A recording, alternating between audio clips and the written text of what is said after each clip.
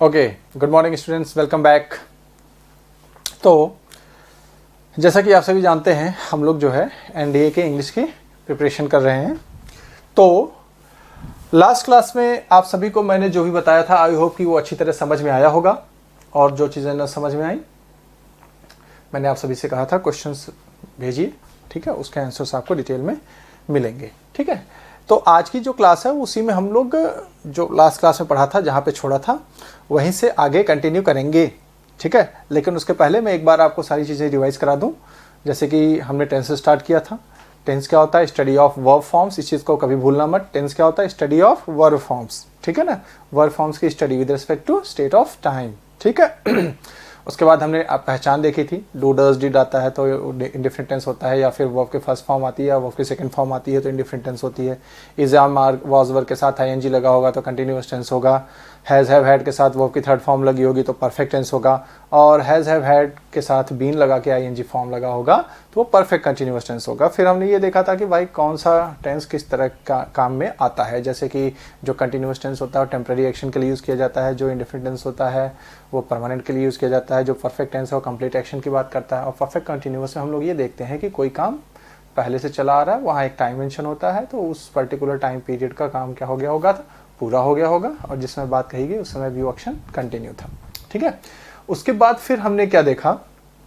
हमने देखा present indefinite tense और प्रेजेंट कंटिन्यूअस टेंस में किस तरीके से क्वेश्चंस पूछे जाते हैं, ठीक है। क्योंकि जो इंडिफिनिट टेंस होता है वो परमानेंट एक्शन की बात करता है, और जो प्रेजेंट कंटिन्यूअस टेंस होता है वो टेम्पररी एक्शन की बात करता है। यानी जो अभी चल रहा है थोड़े समय में खत्म हो जाए, फिर दोबारा वैसा हो, ऐसा जरूरी नहीं है, बिल्कुल, ठीक है। तो यहीं पर हमने छोड़ा था लास्ट क्लास में। अब यहीं से आगे हम लोग कंटिन्यू करते हैं, ठीक है। जैसे कि अभी हमने दो रूल देखे थे, प्रेजेंट डेफिनेट का और प्रेजेंट कंटिन्यूअस का। एक रूल प्रेजेंट डेफिनेट का था, एक रूल प्रेजेंट कंटिन्यूअस टेंस का था, ठीक है। अब हमारा जो आज का थर्ड रूल है, हमारा जो आज का थर्ड रूल है, ठीक है, कुछ एडवर्ब्स हैं। क्या है? एडवर्ब्स। ये जो एडवर्ब्स हैं इनको हम एडवर्ब ऑफ फ्रीक्वेंसी भी बोलते हैं। क्या बोलते हैं? Adverb of frequency. ये जो एडवर्ब ऑफ फ्रीक्वेंसी हैं, ठीक है, इनको हम लोग इंडेफिनिट टेंस में यूज करते हैं। कौन से टेंस में यूज करते हैं? इंडेफिनिट टेंस में। Is it clear? तो ये कौन से हैं आइए एक बार देख लेते हैं। जैसे कि एवरी, अब एवरी के साथ कुछ वर्ड्स आते हैं, ये नाउन होते हैं, जैसे every second, every minute, every hour, day, week, month, year, या फिर संडे, मंडे, ऐसा कुछ आ जाए। समझ गए सभी? या फिर कभी कभी ऐसा भी लिखा आता है, every 2 seconds। समझ आ रही मेरी बात? या फिर एवरी 2 minutes, 2 hours, 2 days। 2 की जगह कोई भी नंबर आ सकता है, कोई पर्टिकुलर 2 ही नहीं लिख रहा हूं मैं, ये सिर्फ एक सिंबॉलिक रूप में मैं लिख रहा हूं। यहाँ पर कोई भी फिगर हो सकता है, 2 के अलावा 3, 4, 5, 6, 7, 8, 9, 10, कुछ भी, ठीक है। 2 days, 2 weeks, 2 months, या फिर एवरी 2 years, ठीक है ना। ओके, जैसे कि हम बोल सकते हैं क्या? Leap year. लीप ईयर जानते हो ना आप सभी? लीप ईयर कब आता है? हर चौथे साल क्या होता है? लीप ईयर होता है ना। तो हम क्या बोलते हैं? Leap year occurs at every 4 years। आई बात समझ में? तो एवरी 4 years आ गया ना वहां पे, तो वही चीज है। या फिर आ जाए यहां पर sometimes, always, often, usually, daily, regularly, ठीक है, frequently, occasionally, इस तरह के एडवर्ब्स आ जाएं, ठीक है। ये सभी क्या हैं? ये सभी हैं एडवर्ब ऑफ फ्रीक्वेंसी। या इसके अलावा hardly, scarcely, rarely, seldom, never, ठीक है, एवर, ऐसे एडवर्ब्स, ये सभी एडवर्ब ऑफ फ्रीक्वेंसी हैं। क्या है? Adverb of frequency. In adverbs of frequency के सेंटेंस में आने पर वह सेंटेंस कौन से टेंस में होना चाहिए? इंडेफिनिट टेंस में होना चाहिए, ठीक है, राइट। और यहाँ पर हम लोग कौन सा टेंस पढ़ रहे हैं? प्रेजेंट डेफिनिट पढ़ रहे हैं, तो यानी हम प्रेजेंट डेफिनिट की बात करेंगे। जनरली इनका यूज इंडेफिनिट टेंस में ही होता है, कोई भी इंडेफिनिट टेंस हो सकता है, प्रेजेंट डेफिनिट भी हो सकता है, पास्ट डेफिनिट भी हो सकता है और फ्यूचर डेफिनिट भी हो सकता है, ठीक है। फिलहाल यहाँ पे हम प्रेजेंट डेफिनिट की बात कर रहे हैं। तो इंडेफिनिट टेंस ही होना चाहिए। क्यों होना चाहिए? क्योंकि ये एडवर्ब्स ऑफ फ्रीक्वेंसी है। फ्रीक्वेंसी का मतलब क्या होता है? फ्रीक्वेंसी का मतलब होता है बारंबारता, यानी कोई एक चीज एक नियमित अंतराल पर अपने आप को क्या करे? रिपीट करे। जैसे कि हम बोलते हैं कि सूर्य जो है 24 घंटे बाद पूर्व में दिखता है, सूर्य जो है वो 24 घंटे बाद पश्चिम में दिखता है, तो उसकी एक फ्रीक्वेंसी हो गई ना भाई। पूर्व में दिखने की उसकी फ्रीक्वेंसी क्या है? एवरी 24 आवर्स, समझ गए ना, हर 24 घंटे में वो कहाँ दिखाई देगा आपको? ईस्ट में। उसी तरह से एवरी 24 आवर्स में आपको कहाँ दिखाई देगा? वेस्ट में, राइट। तो ये चीज़ है, समझ गए ना। तो वो चीज़ बार बार हो रही है। अब वो चीज़ बार बार हो रही है तो वो चीज़ क्या हो जाएगी? परमानेंट हो जाएगी। सेम वैसा ही परमानेंट के बारे में मैंने यही चीज़ बताई ना। परमानेंट एक्शन क्या होता है? परमानेंट एक्शन मतलब जो पहले भी होता था, अभी भी हो रहा है और आगे भी होता रहेगा, समझ गया? उसी को क्या कहा जाएगा? Permanent action. Is it clear? तो ये जो एडवर्ब्स हैं, अगर ये सेंटेंस में आ जाते हैं, सेंटेंस में अगर इनका यूज किया गया है तो वह इंडेफिनिट टेंस में होना चाहिए, और अगर वो प्रेजेंट टेंस में है तो प्रेजेंट इंडेफिनिट टेंस होना चाहिए। समझ गए? क्यों? वो इसलिए क्योंकि इनके सेंटेंस में आने पर वो दिखा रहा है कि वो चीज उतने इंटरवल के बाद अपने आप को रिपीट कर रही है, ठीक है, यानी वो चीज क्या हो गई? परमानेंट हो गई। Is it clear? आइए इसको एक एग्जाम्पल के माध्यम से समझते हैं। जैसे अगर मैं ये कहूं कि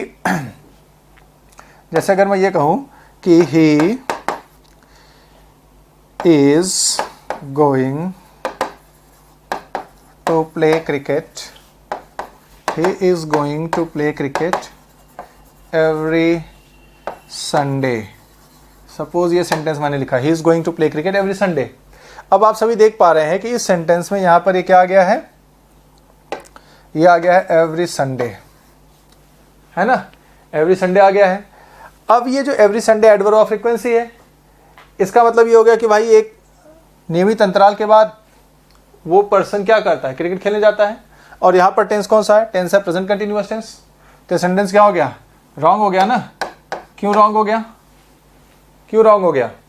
क्योंकि यहाँ कंटिन्यूअस है। कंटिन्यूअस मीन्स क्या होता है? टेम्पररी, यानी अभी जा रहा है, समझ गए? जैसे मैं सपोज अभी मैं शॉपिंग करने के लिए जाऊँ तो मैं क्या कहूँगा? आई एम गोइंग शॉपिंग, मतलब मैं रेडी होके निकल रहा हूँ ना, मैं जा रहा हूँ ना, I am going shopping. I was समझ। अगर उसी तरीके से यहाँ पर इसका मतलब ये होना चाहिए कि वो क्रिकेट खेलने जा रहा है, निकल रहा है, वो जा रहा है। लेकिन यहाँ पर क्या लिखा हुआ है? एवरी संडे, यानी वो अभी नहीं जा रहा है, लेकिन हर संडे को वो खेलने जाता है। तो ये क्या हो गया? रिपीटेड एक्शन हो गया, एडवर्ब ऑफ फ्रीक्वेंसी आ गया। तो इसका मतलब परमानेंट हो गया। परमानेंट हो गया तो ये कंटिन्यूअस टेंस में नहीं हो सकता है। यानी कौन सा टेंस होना चाहिए? यहाँ पर इंडिफरेंट टेंस होना चाहिए। यानी यहाँ पे हमें इज गोइंग के बजाय क्या लिखना चाहिए था? He goes to play cricket every Sunday। समझ गए ना? क्या होना चाहिए? He goes to play cricket every Sunday। और एग्जांपल लेते हैं।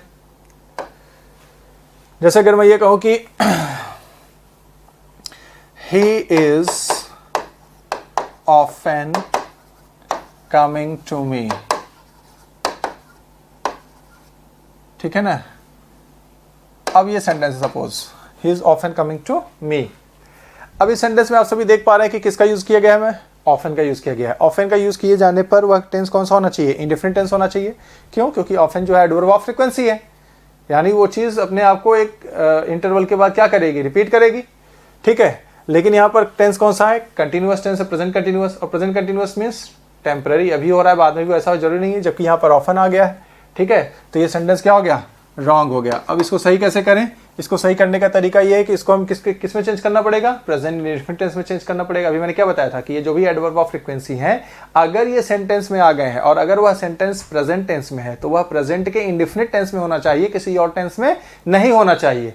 ठीक है, तो यहां पर he is often coming to me, ये सेंटेंस रॉन्ग हो गया, यानी हमें इज ऑफन कमिंग के बजाय हमें क्या लिखना? He often comes to me. मेरी बात समझ में आ रही है सबको? ठीक है ना। उसी तरीके से अगला एग्जांपल अगर मैं दूं आपको, जैसे अगर ये कहा जाए क्या, he is hardly doing anything, he is hardly doing anything. ठीक है, ये सेंटेंस है, राइट है कि रॉन्ग है? सोचकर बताइए। ठीक है, अगर नहीं समझ पा रहे हैं तो समझने की कोशिश करिए। यहां पर क्या आ गया है? हार्डली। हार्डली क्या है? Adverb of frequency. और एडवर्ब ऑफ फ्रीक्वेंसी जो होते हैं कौन से टेंस में यूज होते हैं? एडवर्ब ऑफ फ्रीक्वेंसी यूज किए जाते हैं इंडेफिनिट टेंसेस में। और अगर ये adverb of frequency present tense में यूज हुए हैं तो वह कौन सा प्रेजेंट होना चाहिए? Present indefinite. यहां पर हार्डली आ गया है और टेंस कौन सा है? Present continuous. जबकि मैं बता रहा हूं कि अगर वो प्रेजेंट टेंस है तो प्रेजेंट का कोई और टेंस ना होकर कौन सा टेंस होना चाहिए? प्रेजेंट इंडेफिनिट या सिंपल प्रेजेंट। तो ये सेंटेंस क्या हो गया आपका? रॉन्ग हो गया। इज हार्डली डूइंग एनीथिंग के बजाय यहां पर क्या होना चाहिए था? ही हार्डली डज। ही सिंगुलर है सब्जेक्ट, तो वर्ब उसके साथ क्या लगेगा? सिंगुलर फॉर्म में लगेगा। समझ गए मेरी बात को? इस तरीके से हम लोग क्या करते हैं? एडवर्ब ऑफ फ्रीक्वेंसी आने पर उसको चेंज करते हैं किसी और टेंस से इंडेफिनिट टेंस में। Is that clear? ये एडवर्ब ऑफ फ्रीक्वेंसी अगर प्रेजेंट टेंस में यूज हुए हैं तो वह जो सेंटेंस है प्रेजेंट इंडेफिनिट टेंस या सिंपल प्रेजेंट टेंस में ही होना चाहिए, किसी और टेंस में नहीं होना चाहिए। Is that clear?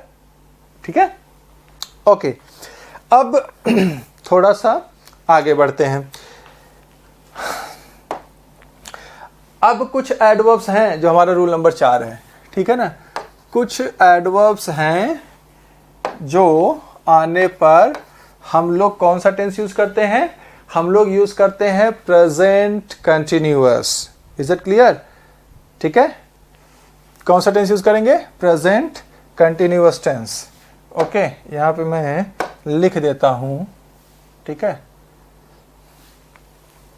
ये जो भी एडवर्ब्स हैं ये कौन से टेंस में यूज किए जाएंगे?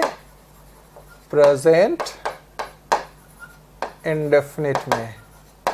समझ गए ना? अब यहां पर देखिए,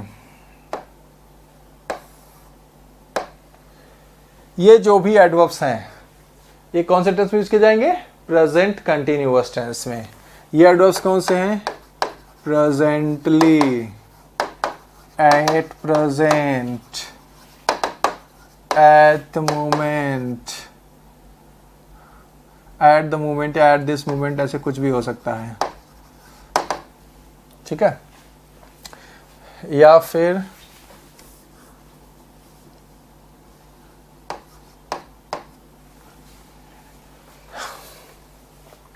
राइट नाउ, सिर्फ नाउ आएगा तब भी, या जस्ट नाउ,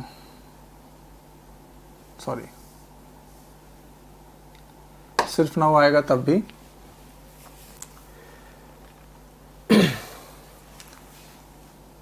these days,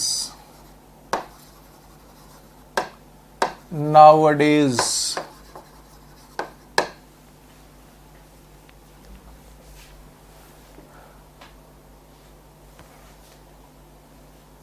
ये जो भी एडवर्ब्स हैं, एट दिस टाइम,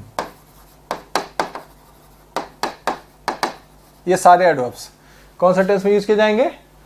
कौन सा टेंस में यूज किए जाएंगे? प्रेजेंट कंटिन्यूअस टेंस में, या फिर टुडे, टुमारो, इस तरह के जो भी एडवर्ब्स हैं, कमिंग संडे, या फिर नेक्स्ट मंडे,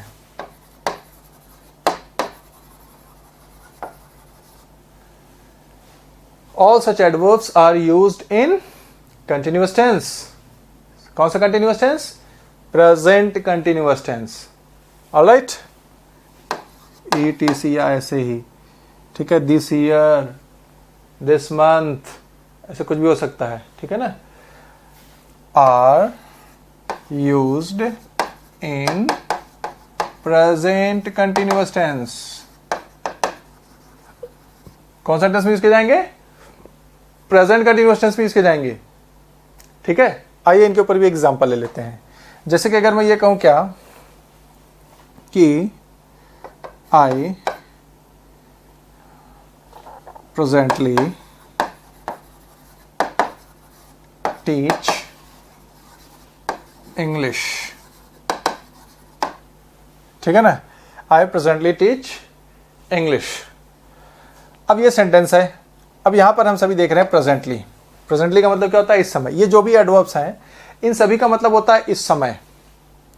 जैसे इस समय मैं क्या कर रहा हूं, जब भी इस समय के साथ कोई सेंटेंस शुरू होता है उसमें हम किसी ऐसे एक्शन की बात कर रहे होते हैं जिसमें हम कंटिन्यू हैं। जैसे इस समय मैं पढ़ा रहा हूं, इस समय आप पढ़ रहे हैं, ठीक है। इस समय कोई सो रहा है, इस समय कोई बैठ के मूवी देख रहा है, इस समय कोई अपना फोन चला रहा है, राइट। तो जब भी आप इस समय यूज करेंगे उसके साथ हमेशा कंटिन्यूअस टेंस आएगा। और कौन सा कंटिन्यूअस? प्रेजेंट कंटिन्यूअस, क्योंकि वो प्रेजेंट मूवमेंट की बात कर रहा है। इस समय क्या है? प्रेजेंट मूवमेंट है ना। ये मेरी बात समझ में आ रही है? और यहां पर टेंस कौन सा है? इंडेफिनिट टेंस है। कौन सा टेंस है ये? इंडेफिनिट टेंस है ना, प्रेजेंट डेफिनिट। और प्रेजेंटली जो है इस समय की बात कर रहा है। और जो इस समय है क्या वो परमानेंट हो सकता है क्या? क्या वो चीज परमानेंट हो सकती है? बिल्कुल नहीं। तो इसका मतलब ये सेंटेंस क्या हो गया? रॉन्ग हो गया। इसको सही कैसे करें? तो इसको सही करने का एक ही तरीका है कि इसको प्रेजेंट डेफिनिट से किस में चेंज कर दिया जाएगा? प्रेजेंट कंटिन्यूअस टेंस में चेंज कर दिया जाएगा। यानी हमारा जो सही सेंटेंस होगा वो क्या होगा? I am presently teaching English. ये हो जाएगा आपका सही सेंटेंस। समझ में आ रही मेरी बात? तो बहुत ही केयरफुली इन चीजों को समझने की कोशिश करिए कि ये जो भी वर्ड्स हैं ये इस समय की बात करते हैं और इस समय हमेशा हम किसी एक्शन में कंटिन्यू रहते हैं और इसीलिए वहां पर कंटिन्यूअस टेंस। और चूंकि प्रेजेंट में कंटिन्यू है इसलिए प्रेजेंट कंटिन्यूअस टेंस, कोई और टेंस वहां पर नहीं आना चाहिए। समझ गए मेरी बात को? समझ गए तो हम लोग आगे बढ़ते हैं, ठीक है। आगे क्या है? ओके, देखिए, सॉरी, अगला स्लाइड, ठीक है। इसमें हमें क्या करना है, ये जो भी अब तक हमने पढ़ा, ठीक है ना, इसमें एक रूल और है, उसको भी समझ लीजिए। तब हम थोड़ा सा एक बार फिर से प्रेजेंट इंडेफिनिट और प्रेजेंट कंटिन्यूअस को एक साथ रख के क्या करेंगे, फेस टू फेस उनको कंपेयर करेंगे, ठीक है। जैसे कि हमारा जो नेक्स्ट रूल है, फिफ्थ रूल में क्या है कि कुछ कंजंक्शंस हैं। क्या है? कंजंक्शंस। इन कंजंक्शंस को कहा जाता है सबऑर्डिनेटिंग कंजंक्शंस। क्या कहा जाता है? Subordinating conjunctions. ये कंजंक्शंस जो है आप सभी ने पढ़ा होगा, सेंटेंस के 3 प्रकार होते हैं। एक होता है सिंपल सेंटेंस, एक होता है कंपाउंड सेंटेंस, एक होता है क्या? Complex sentence. तो ये जो कंजंक्शंस मैं लिखने जा रहा हूं ये कौन सा सेंटेंस बनाते हैं? कॉम्प्लेक्स सेंटेंस बनाते हैं। क्या बनाते हैं? कॉम्प्लेक्स सेंटेंस, ठीक है ना। और जो कॉम्प्लेक्स सेंटेंस ये बनाते हैं वो क्या होता है? कंडीशनल सेंटेंस होते हैं। क्या होता है? Conditional sentence. और इन कंजंक्शंस के साथ कोई भी विल शैल का प्रयोग नहीं किया जाता है। और वहां पर क्या किया जाता है? अगर विल या शैल आया है तो उसको प्रेजेंट इंडेफिनिट टेंस में बदल दिया जाता है। किस तरीके से? आइए देखते हैं। जैसे कि ये कंजंक्शंस कौन से हैं? Before, after, unless, until, if, when, ठीक है, by the time, और by the time, as soon as long as, as long as, in case, ये वो कंजंक्शंस हैं, ठीक है।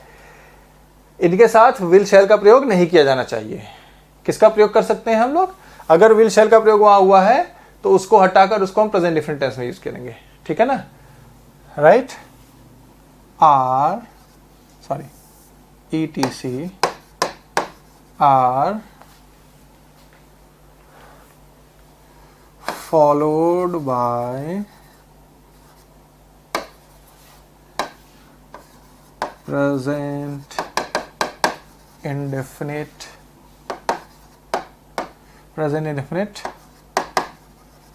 Tense.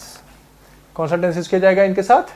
Present indefinite tense use किया जाएगा। आप वहां पे विल और शैल का प्रयोग नहीं करेंगे, ठीक है। आइए समझते हैं कैसे। जैसे अगर मैं ये कहूं कि एक एग्जांपल मैं यहां पे लिख रहा हूं, आई will call you after I will finish my lunch. अब सपोज ये सेंटेंस है, तो पढ़ने में ये सेंटेंस आपको एकदम सही लगेगा, लेकिन ये सेंटेंस ग्रामेटिकली गलत है। पढ़ने में सही इसलिए लगेगा क्योंकि हमारी आदत है कि हम लोग जो है, जो हिंदी मीडियम के स्टूडेंट्स हैं, वो इंग्लिश के सेंटेंस को हिंदी में ट्रांसलेट करके पढ़ लेते हैं, समझ लेते हैं। लेकिन गलत सेंटेंस भी लिखा होता है तो भी हिंदी में हम लोग क्या करते हैं, सही ट्रांसलेट करते हैं, ठीक है। लेकिन हिंदी और इंग्लिश दो अलग अलग लैंग्वेज हैं, इस चीज़ को आपको समझना पड़ेगा, ठीक है। हिंदी और इंग्लिश दो अलग अलग लैंग्वेज हैं। अगर मैं इंग्लिश आपको पढ़ा रहा हूँ और हिंदी में आपको समझा रहा हूँ, तो इसका ये मतलब कतई नहीं है कि आप उस रूल को या उस सेंटेंस को हिंदी में समझिए, ठीक है ना। हिंदी समझाया जा रहा है ताकि आप उसको इजीली समझ लीजिए, क्योंकि हिंदी हमारा नेटिव लैंग्वेज है, समझ गए ना। तो इस चीज़ को हमेशा ध्यान रखना कि ट्रांसलेट करके आपको नहीं समझना है, उस सेंटेंस को आपको इंग्लिश में ही समझना है। तो आइए समझते हैं। आई will call you after I will finish my lunch.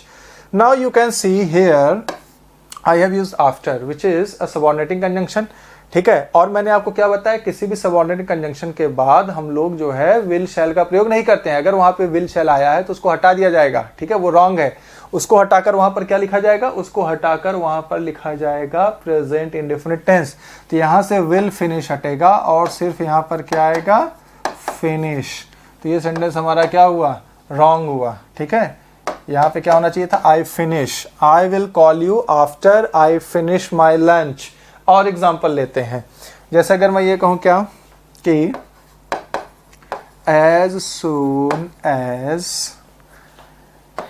You will reach home comma you will get a surprise, ठीक है। अब ये सेंटेंस है, राइट है कि रॉन्ग है, बताइए, कोशिश करिए। मैंने आपको समझा दिया है। देखिए यहां पर क्या आ गया है, एज सुन एज आ गया है ना। एज क्या है, सबऑर्डिनेटिंग कंजंक्शन है। और मैं आपको क्या समझा रहा हूं, सबऑर्डिनेटिंग कंजंक्शन के बाद किसका प्रयोग नहीं किया जा सकता, विल और शैल का प्रयोग नहीं किया जा सकता, है ना।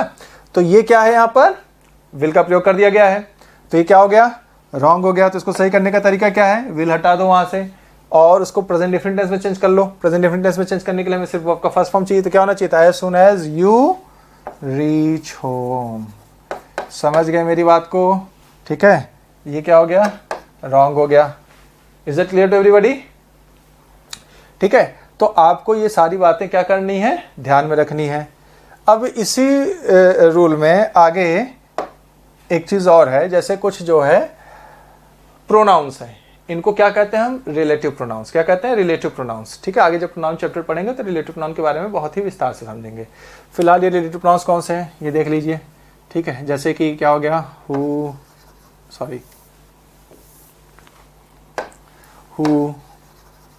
whom, which, that, ठीक है, एज, ये सभी क्या है, रिलेटिव प्रोनाउंस है, ठीक है ना। मैं आपको ये बता रहा हूँ कि ये जो रिलेटिव प्रोनाउंस है, इनके साथ भी अगर इनके बाद वाले सेंटेंस में if they are followed by will और शैल तो वो हटा दिया जाएगा, लेकिन इनके बाद आ भी सकता है। इनके साथ दोनों कंडीशन है, ठीक है ना। अब दोनों कंडीशन किस तरीके से है वो आइए समझ लेते हैं। जैसे कि अगर पहले फ्यूचर टेंस आया हुआ है, फ्यूचर टेंस आया हुआ है और उसके बाद ये रिलेटिव प्रोनाउन है, ये रिलेटिव प्रोनाउन आए और उसके बाद अगर फ्यूचर टेंस आया तो ये क्या हो जाएगा, रॉन्ग। ये फ्यूचर टेंस हटा के आपको क्या करना पड़ेगा, आपको इसको करना पड़ेगा present indefinite, present indefinite tense में चेंज करना पड़ेगा। समझ गए ना, इज इट क्लियर? लेकिन इसी में एक चीज़ और है, सेकंड पॉइंट इसमें यह है कि अगर प्रेजेंट टेंस आया है, अगर प्रेजेंट टेंस आया है फिर ये रिलेटिव प्रोनाउंस आए हैं, ठीक है ना, तब आगे हम लोग क्या यूज कर सकते हैं, फ्यूचर टेंस यूज कर सकते हैं, फ्यूचर टेंस यूज कर सकते हैं। ऑलराइट, देखिए कैसे, एग्जाम्पल से मैं आपको समझाता हूं।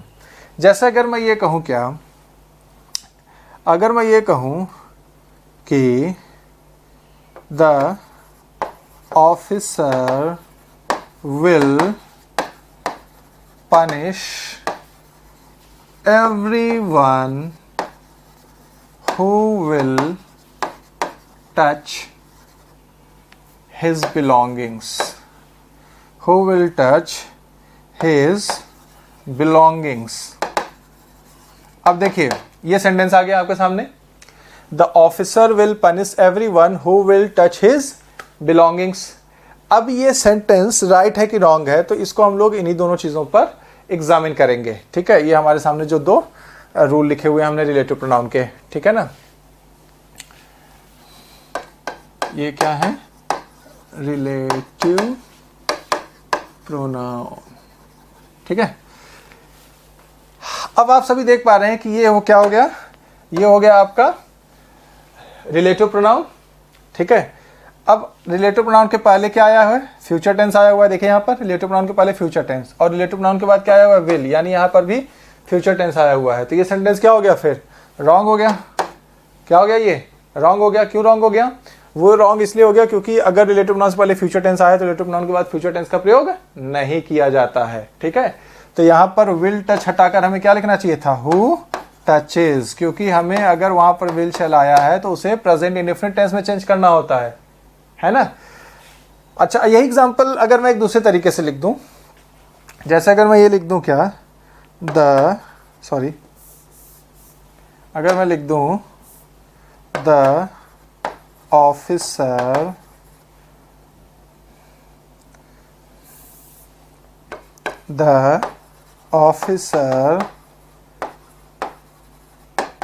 punishes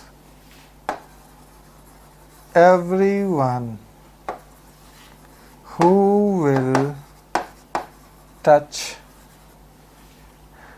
his belongings। ठीक है, तो सोचकर बताइए सेंटेंस राइट है कि रॉन्ग है। देखिए, रीड करिए और बताइए। The officer punishes everyone who will touch his belongings. तो आप सभी देख पा रहे हैं कि यहाँ पर ये क्या हो गया आपका रिलेटिव प्रोनाउन। रिलेटिव प्रोनाउन से पहले क्या आया हुआ है, फ्यूचर टेंस आया हुआ है क्या, नहीं, ये कौन सा टेंस है, पनिशेज वर्ब का फर्स्ट फॉर्म है, यानी ये प्रेजेंट टेंस हो गया। तो रिलेटिव प्रोनाउन से पहले प्रेजेंट टेंस है, और रिलेटिव प्रोनाउन के बाद क्या आया हुआ है, विल आया हुआ है, यानी ये फ्यूचर टेंस है। तो ये सेकंड वाले पॉइंट पर है कि अगर रिलेटिव प्रोनाउन से पहले प्रेजेंट टेंस आया है तो रिलेटिव प्रोनाउन के बाद हम लोग फ्यूचर टेंस का यूज कर सकते हैं। कर सकते हैं, इस चीज को ध्यान दीजिए, करेंगे ही ऐसा जरूरी नहीं है, कर सकते हैं। यहाँ विल लिखोगे तो भी सही है, नहीं लिखोगे तो भी सही है। बस विल नहीं लिखोगे तो यहाँ पे टच का क्या होना चाहिए था, टचेज होना चाहिए था। समझ गए, तो ये चीज है। ऑलराइट, तो ये सेंटेंस क्या है मेरा, सही है, दिस सेंटेंस इज करेक्ट। तो आपको इस चीजों पर ध्यान देना है। ठीक है, किन चीजों पर, देखिए ये कंजंक्शंस सबऑर्डिनेटिंग कंजंक्शंस हैं, इनके बाद फ्यूचर टेंस यूज नहीं हो सकता। फ्यूचर आया तो उसको प्रेजेंट इंडेफिनिट टेंस में लिखा जाएगा। समझ गए मेरी बात को, विल शैल अगर आया तो उसको हटाकर प्रेजेंट इंडेफिनिट टेंस लिखा जाएगा। लेकिन ये रिलेटिव प्रोनाउंस है। क्या है ये, रिलेटिव प्रोनाउंस है। अगर रिलेटिव प्रोनाउंस का प्रयोग हुआ है, ठीक है, तो उसके बाद हम फ्यूचर टेंस का यूज कर भी सकते हैं और नहीं भी कर सकते हैं। अब यहां दो कंडीशन बताई गई है, कब कर सकते हैं और कब नहीं कर सकते हैं। अगर रिलेटिव प्रोनाउंस से पहले जो मेन क्लॉज है हमारा, ठीक है, जिसको हम प्रिंसिपल क्लॉज भी बोलते हैं या फिर मेन क्लॉज भी बोलते हैं, ठीक है, अगर वो फ्यूचर टेंस में है तो इन रिलेटिव प्रोनाउन के बाद जो सबऑर्डिनेट क्लॉज है, ठीक है, उसमें फ्यूचर टेंस नहीं होना चाहिए, विल शैल का प्रयोग नहीं होना चाहिए। अगर विल शैल आया है तो उसको हटा के किस में लिखा जाएगा, प्रेजेंट इंडेफिनिट टेंस में लिखा जाएगा। लेकिन अगर रिलेटिव प्रोनाउन से पहले जो सेंटेंस है वहां पर अगर प्रेजेंट टेंस है, वहां पर अगर फ्यूचर टेंस नहीं है, तो हम उसके बाद वाले सेंटेंस में यानी रिलेटिव प्रोनाउन के बाद जो सेंटेंस लिखा गया है जिसे हम सबऑर्डिनेट क्लॉज कहते हैं, उसमें फ्यूचर टेंस का प्रयोग किया जा सकता है। समझ गए ना, वो गलत नहीं माना जाएगा तब। Is it clear? तो ये आपके कुछ बेसिक रूल हैं प्रेजेंट इंडेफिनिट और प्रेजेंट कंटिन्यूअस रिलेटेड। अब हम थोड़ा सा फेस टू फेस कुछ एग्जामिन कंपैरिजन कर लेते हैं प्रेजेंट इंडेफिनिट और प्रेजेंट कंटिन्यूअस के बीच में। ठीक है, आइए देखते हैं किस तरीके से हम उसको फेस टू फेस एग्जामिन करेंगे। ठीक है, मैं यहाँ पे बीच में एक लाइन खींच रहा हूँ। ठीक है, इस लाइन के इस तरफ हम लिखेंगे क्या, प्रेजेंट इंडेफिनिट या सिंपल प्रेजेंट टेंस। ठीक है, और इस लाइन के इस तरफ मैं लिख रहा हूं प्रेजेंट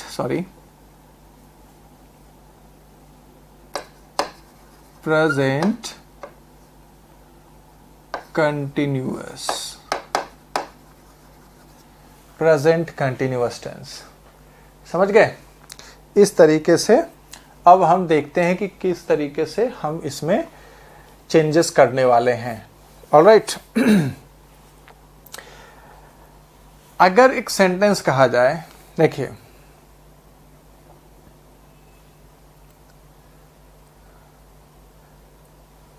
जैसे अगर मैं यहां पे एक सेंटेंस लिखूं,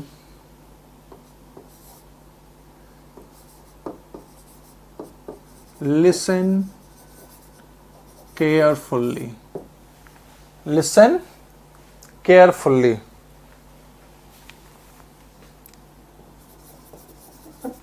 what language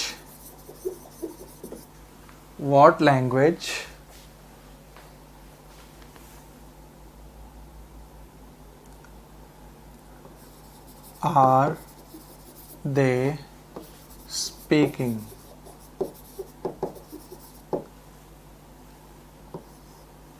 ठीक है, यहां पे मैं कोई चीज़ अंडरलाइन कर दे रहा हूँ, वो है ये चीज़। ठीक है, और यहाँ पर मैं एक एग्जांपल लिख रहा हूँ,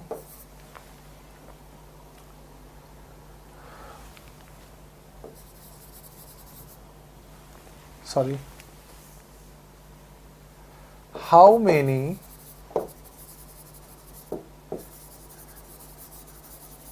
लैंग्वेजेस does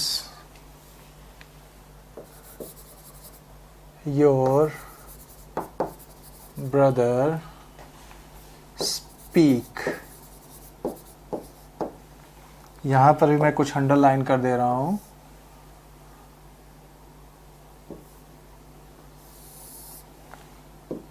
यहां पर योर है।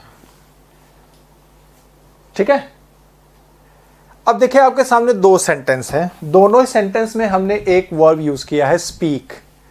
ठीक है, लेकिन एक सेंटेंस है प्रेजेंट कंटिन्यूअस टेंस में और एक सेंटेंस है प्रेजेंट इंडेफिनिट टेंस में। तो हमने यही कहा था कि हम फेस टू फेस इनका जो है कंपैरिजन करके देख लेते हैं कि दोनों किस तरीके से सही गलत होता है। अब अगर इस सेंटेंस को देखें, लिसन केयरफुल्ली, ध्यान से सुनिए, लिसन केयरफुल्ली, ध्यान से सुनिए। अच्छा, अगर कोई चीज आपको ध्यान से सुनने की बात की जा रही है तो इसका मतलब क्या हुआ? इसका मतलब ये हुआ कि उस समय कुछ वहां पर कन्वर्सेशन चल रहा है, यानी some action is continue. Getting my point? So when I say listen carefully, what language are they speaking, that means there are some people who are talking to each other.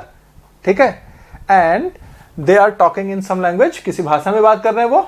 ठीक है, तो आपको ध्यान से सुनकर वही बताना है कि कौन सी भाषा में वो बात कर रहे हैं। ठीक है, तो उनका जो बोलना है वो क्या है, इस समय प्रेजेंट के सिचुएशन में कंटिन्यू है, और कंटिन्यू है इसीलिए वो चीज क्या हो गई, टेम्पररी हो गई। तो आर दे स्पीकिंग। ओके, और यहां पर हम देखते हैं how many languages does your brother speak, तुम्हारा भाई कितनी भाषाएं बोलता है। तो क्या तुम्हारा भाई इस समय बोल रहा है? नहीं। और क्या उसके बोलने का काम पूरा हो चुका है? नहीं। समझ गए ना?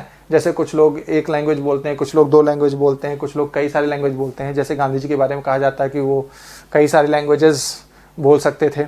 समझ गए ना? तुमको कई सारे लैंग्वेजेस का ज्ञान था। ऑलराइट, उसी तरीके से उसके भाई को भी कई सारी लैंग्वेजेस का शायद पता हो, तो वही वो जानना चाह रहा है कि भाई तुम्हारा भाई कितनी भाषाएं बोलता है। तो अब ये चीज़ क्या है, अगर उसको 2 या 3 लैंग्वेजेस का ज्ञान हो गया है तो वो चीज़ क्या है, परमानेंट है ना। जैसे मैं हिंदी बोलता हूँ, इंग्लिश बोलता हूँ, राइट, तो मुझे 2 लैंग्वेजेस का ज्ञान है अच्छी तरह। ऑलराइट, सो ये चीज़ क्या हो गई फिर? परमानेंट सिचुएशन हो गई। परमानेंट सिचुएशन हो गई, इसीलिए इसको किस में लिखा गया है? प्रेजेंट इंडेफिनिट टेंस में लिखा गया है। ठीक है, अब आगे लेते हैं एक दूसरा एग्जाम्पल। ठीक है, सेकेंड एग्जाम्पल, जैसे अगर मैं ये कहूं क्या, लुक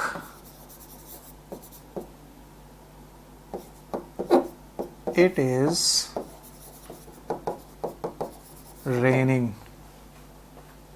ठीक है, एक सेंटेंस ये हो गया। और एक दूसरा सेंटेंस मैं यहां पर लिख रहा हूं। ठीक है, it is raining, sorry, it is raining in July। यहां पर मैं कुछ अंडरलाइन कर देता हूं वर्ब। एक तो यहां पर है क्या, is raining, और दूसरा यहां पे क्या है, सॉरी, यहां पर मुझे लिखना था it rains। क्या लिखना था? It rains in July। अब यहां पर मैं क्या अंडरलाइन कर रहा हूं? रेन्स। ठीक है, अब इन दोनों सेंटेंसेस में देख लीजिए, यहां पर लिखा है लुक इट इज रेनिंग और यहां पर लिखा है इट रेन्स इन जुलाई। क्यों? वहां इंडिफरेंट टेंस है, यहां कंटिन्यूअस टेंस है। क्यों? वही सेम फंडा, टेम्पररी और परमानेंट का। जब मैं ये कहता हूं लुक, देखो, तो अगर मैं कोई चीज दिखा रहा हूं अभी आपको, तो इसका मतलब क्या है? वो एक्शन कंटिन्यू है, वो चीज चल रही है अभी। समझ गए? कंटिन्यू है। अच्छा, मान लीजिए बारिश अगर हो रही है, आप दरवाजा खोलकर देखते हैं, या फिर मैं आपको दिखाऊं दरवाजा खोलकर, देखो बारिश हो रही है, तो क्या वो बारिश परमानेंट होती रहेगी? नहीं ना भाई, 10 मिनट, 15 मिनट, आधे घंटे, 1 घंटे, 2 घंटे बाद तो बारिश रुक जाएगी, तब आप निकल जाएंगे। मेरी बात समझ में आ रही है? तो ये चीज क्या हो गई? टेम्पररी हो गई। क्यों टेम्पररी हो गई? क्योंकि यहां पे क्या लिखा है? लुक, दिखा रहा हूं मैं कोई चीज, लुक इट इज रेनिंग। ठीक है, अब यहां पर देखिए, इट रेन्स इन जुलाई। हमारे यहाँ बारिश का सीजन क्या है? जून, जुलाई, अगस्त, सितंबर। मिड जून से बारिश शुरू होती है, शायद 10 या 11 के आसपास मानसून आ जाता है इंडिया में, और उसके बाद से फिर पूरे धीरे धीरे पूरे भारत में फैल जाता है, राइट। और दिल्ली में अमूमन जुलाई में बारिश स्टार्ट ही हो जाती है। ठीक है, या जुलाई में ऑल ओवर इंडिया में कहीं भी बारिश हो जाती है। तो इट रेन्स इन जुलाई, तो जुलाई में बारिश होना क्या है? परमानेंट है ना। परमानेंट हर साल होता है ना, कि खाली इसी साल हो रहा है, आगे के साल में नहीं होगा? बोलिए, ऐसा तो है नहीं, हर साल जुलाई में बारिश होती है। ठीक है, तो हर साल जुलाई में बारिश होती है, तो ये क्या हो गया? परमानेंट सिचुएशन हो गया। परमानेंट सिचुएशन हो गया, इसलिए इसको कौन से टेंस में लिखा जाना चाहिए? इनडेफिनिट टेंस में लिखा जाना चाहिए। मेरी बात समझ में आ रही है? इसी तरीके से और भी बहुत सारे एग्जांपल्स दिए जा सकते हैं आपको, प्रेजेंट इंडेफिनिट और प्रेजेंट कंटिन्यूअस में डिफरेंस बताने के लिए, कि कब हम प्रेजेंट इंडेफिनिट टेंस यूज करते हैं और कब हम प्रेजेंट कंटिन्यूअस टेंस यूज करते हैं। ओके, ठीक है, तो बहुत ही ध्यान से इन एग्जांपल्स को समझिए और प्रैक्टिस करिए, और जो चीजें न समझ में आए उसको क्या करिए? पूछते रहिए। ठीक है, अब आगे हम लोग थोड़ा सा बढ़ते हैं। ठीक है, आगे क्या बढ़ते हैं? देखिए, अभी तो जैसे अभी आपने देखा, स्पीकिंग भी लिख रहा हूं मैं, स्पीक भी लिख रहा हूं, रेनिंग भी लिख रहा हूं, रेन भी लिख रहा हूं, ऐसे बहुत सारे वर्ब हैं। ठीक है, जिनको हम फर्स्ट फॉर्म में भी यूज करते हैं, आईएनजी फॉर्म में भी यूज करते हैं। लेकिन कभी आपने कुछ इस तरह का सेंटेंस पढ़ा है क्या? आई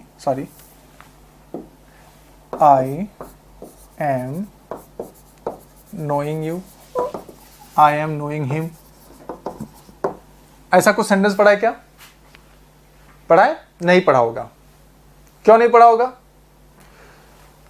ये तो बोलने में अजीब सा लग रहा है। अजीब सा क्यों लग रहा है? क्योंकि नो का हम आईएनजी फॉर्म लगाते ही नहीं है। ये सेंटेंस क्या रॉन्ग है? होना क्या चाहिए था? होना चाहिए था आई नो हिम। सही सेंटेंस क्या होगा? I know him. अब सवाल उठता है कि ऐसा क्यों भाई? I am speaking English and I speak English, ये तो दोनों ही सेंटेंसेस सही हैं, यहां पर दोनों ही चीजें सही हैं। दोनों चीजें क्यों सही है? क्योंकि अगर मैं कहता हूं I am speaking English, that means कि अभी प्रेजेंट में मैं इंग्लिश बोल रहा हूं। और जब मैं ये बोलता हूं आई स्पीक इंग्लिश, तो ये मेरी परमानेंट नेचर हो सकता है या परमानेंट मेरी हॉबी हो सकती है, ठीक है, कि मैं इंग्लिश में ही बात करता हूं। समझ गए? बट वहां पे दोनों चीजें सही हैं, लेकिन यहां पर क्यों, यहां पर नोइंग गलत है और नो सही है? क्या इसमें हम आईएनजी नहीं लगा सकते?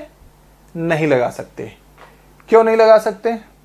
तो उसके पीछे कुछ एक बेसिक नियम है। वो नियम क्या है? उसी नियम को आइए हम लोग समझते हैं कि हर वर्ब का कंटिन्यूअस फॉर्म नहीं बनाया जा सकता है, ठीक है। ज्यादातर वर्ब्स का बनता है, लेकिन कुछ वर्ब्स ऐसे हैं जिनका हम कंटिन्यूअस फॉर्म नहीं बना सकते हैं। तो ये वर्ब्स कौन से हैं? बोलिए, ये वर्ब्स कौन से हैं? आइए पहले समझ लेते हैं कुछ इसकी बेसिक चीजें। देखिए, ये जो भी वर्ब्स हम बात कर रहे हैं, जिसको हम मेन वर्ब बोलते हैं, क्या बोलते हैं? Main verb. ये जो मेन वर्ब होते हैं ये दो तरह के होते हैं, ठीक है ना। ये जो मेन वर्ब होते हैं कितने तरह के होते हैं? दो तरह के। एक होता है क्या? Action verb, action verb. और दूसरा क्या होता है? दूसरा होता है stative verb, stative verb. Action verb और stative verb. State, stative verb किससे बना? स्टेट। स्टेट माने क्या होता है? अवस्था। समझ गए ना? तो एक्शन वर्ब, एक्शन का मतलब क्या होता है? जैसे हम लोग एक्शन मूवी देखते हैं। एक्शन मूवी क्यों देखते हैं? क्योंकि उसमें ढिशुम ढशाम चल रहा है, ऐसे लोग हाथ पैर चला रहे होते हैं, यार शुम शुम शुम शुम हाथ पैर मार रहे होते हैं ना हीरो, राइट, विलन को या विलन हीरो को, राइट। तो एक्शन वर्ब का मतलब क्या हुआ? एक्शन वर्ब का ये मतलब हुआ जिसमें कुछ फिजिकल एक्टिविटी हो रही हो, ठीक है ना। हाथ पैर चल रहा हो, कुछ न कुछ चल रहा हो, शरीर का कोई न कोई अंग उसमें इन्वॉल्व हो। Is that clear? So that particular verb is called action verb. And what is stative verb? What is stative verb? जैसा कि मैंने कहा स्टेट से बताया, स्टेट माने क्या होता है? अवस्था। तो a particular verb which shows a state. और स्टेट क्या होता है? क्या वहां किसी तरह का कोई फिजिकल मोशन होता है, फिजिकल एक्शन होता है? नहीं होता है। स्टेट यानी एक पर्टिकुलर स्टेट में है, बस फिक्स है वो। समझ गए ना मेरी बात को? Is it clear? There is no kind of transformation, किसी तरह का वहां पे ट्रांसफॉर्मेशन नहीं, किसी तरह का कोई मोशन नहीं है, इज इट, किसी तरह की कोई एक्टिविटी नहीं है। So that is called state. Okay, तो action verb and stative verb. तो एक्शन वर्ब भी दो तरह का होता है, एक्शन वर्ब भी दो तरह का होता है, ठीक है। एक होता है डूइंग, क्या होता है? डूइंग। और एक होता है क्या? हैपनिंग। क्या होता है? हैपनिंग। डूइंग मतलब जिसका डूअर हो, और हैपनिंग का मतलब जिसका कोई डूअर ना हो, जो अपने आप हो। ये दोनों का हम कंटिन्यूअस फॉर्म बना सकते हैं, और स्टेटिव वर्ब का कंटिन्यूअस फॉर्म नहीं बन सकता है, ठीक है। डूइंग और हैपनिंग जो है, इनका कंटिन्यूअस फॉर्म बन सकता है।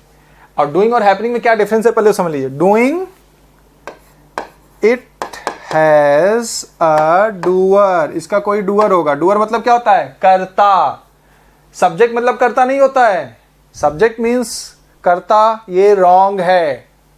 अब तक आप यही करते हैं, सब्जेक्ट ये करता है, सब्जेक्ट ये करता है। सब्जेक्ट कर्ता नहीं होता, ठीक है। सब्जेक्ट क्या होता है वो अलग से बताऊंगा मैं कभी। डूअर होता है कर्ता, डूअर माने करने वाला, one who does is called doer, ठीक है। तो it has a doer, doing verb has a doer, ठीक है। It doesn't have a doer, इसका कोई डूअर नहीं होता, बिना डूअर के होता है, अपने आप हो रहा होता है। एग्जाम्पल समझ लीजिए, जैसे अगर मैं ये कहूं कि I am teaching English, I am teaching English. इस सेंटेंस में देखिए, ये जो आई है क्या है? ये स्पीच एक्शन का क्या है? डूअर है ना, डूअर है ना, ये आई क्या है, डूअर है ना टीच एक्शन का। भाई ये टीच एक्शन कौन परफॉर्म कर रहा है, आई, तो डूअर हो गया। समझ गए ना, तो ये क्या हो गया, डूइंग वर्ब हो गया। ऐसा कोई भी वर्ब जिसको करने वाला कोई होगा, समझ गए, is doing verb. Happening verb जो अपने आप होता है, जिसका कोई डूअर नहीं होता है। जैसे अगर मैं कहूं it is raining, it is raining, it is raining. अब यहां पे वर्ब क्या है, बोलिए, रेनिंग है।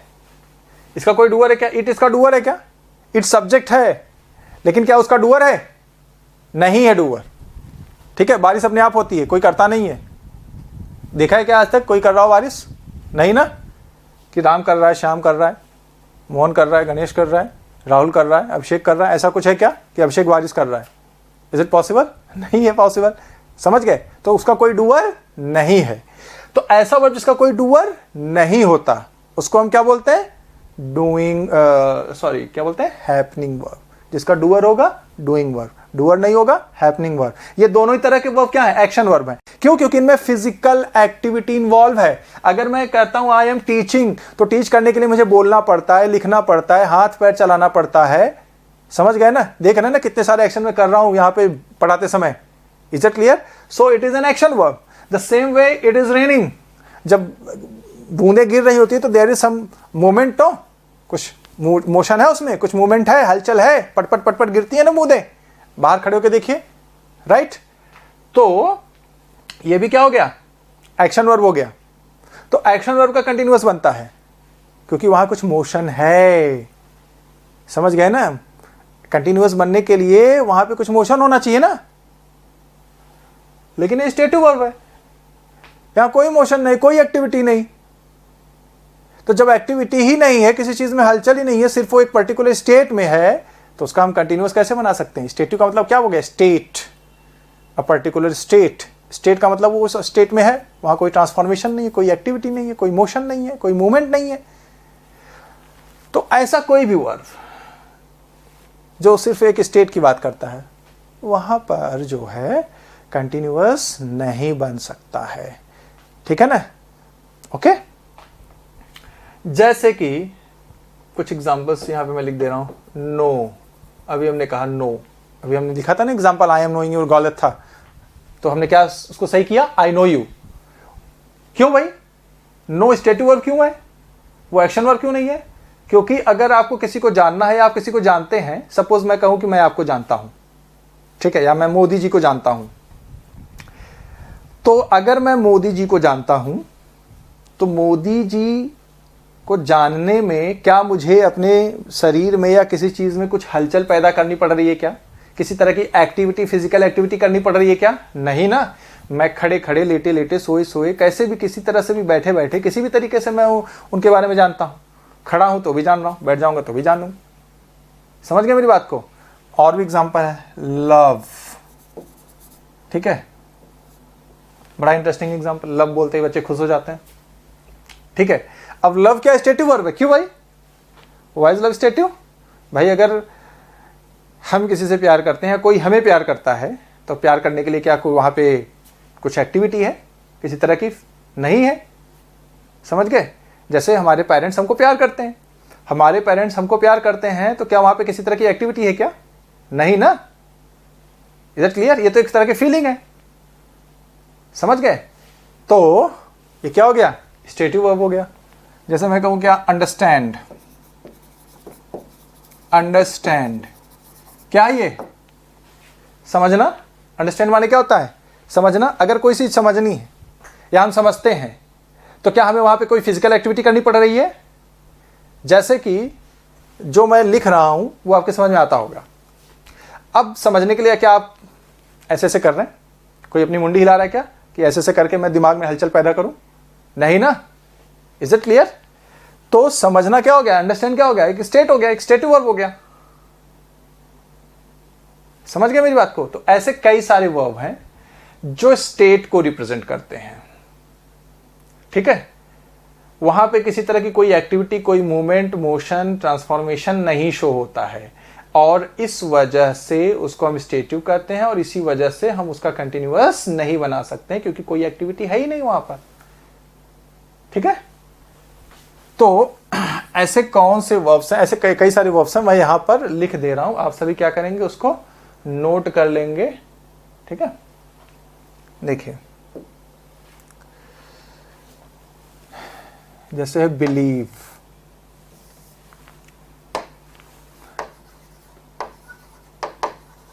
Believe, know, love, hate, like, dislike, ठीक है, और doubt,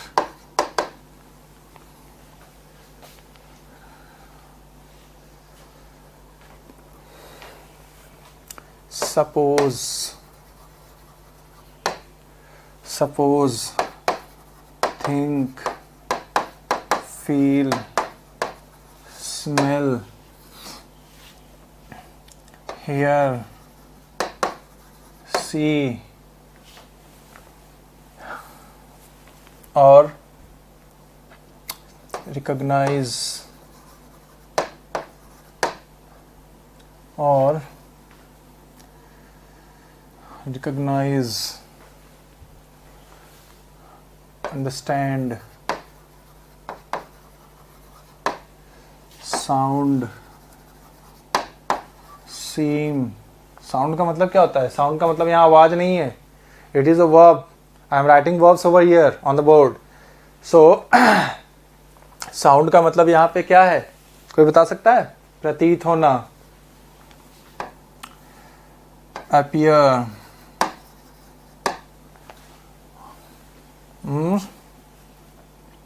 concern, consist, look,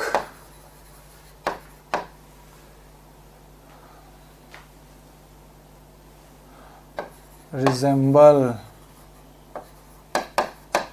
resemble, resemble माने किसी के जैसे दिखना, और wish, please, displease, mind, need, lack, depend,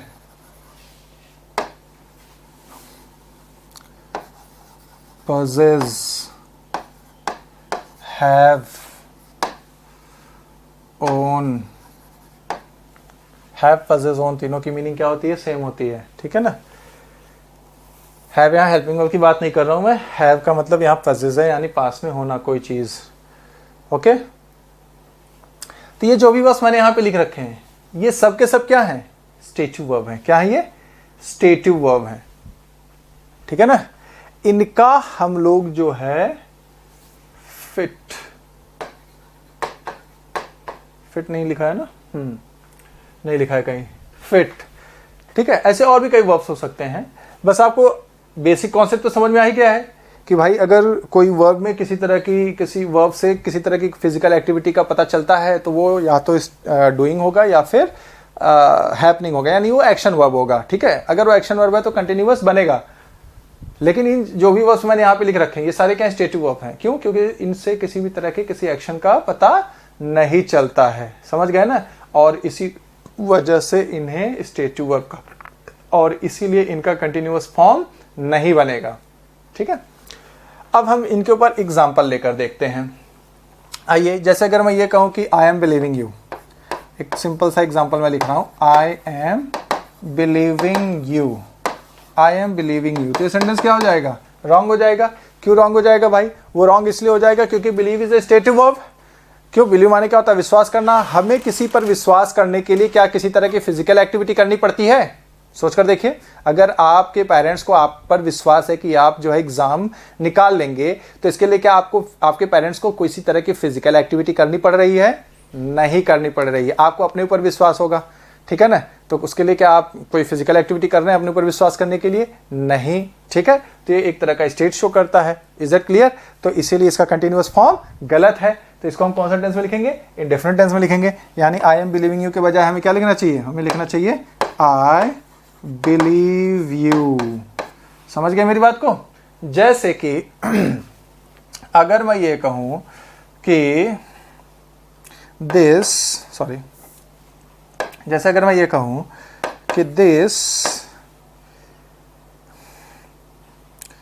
thing is consisting of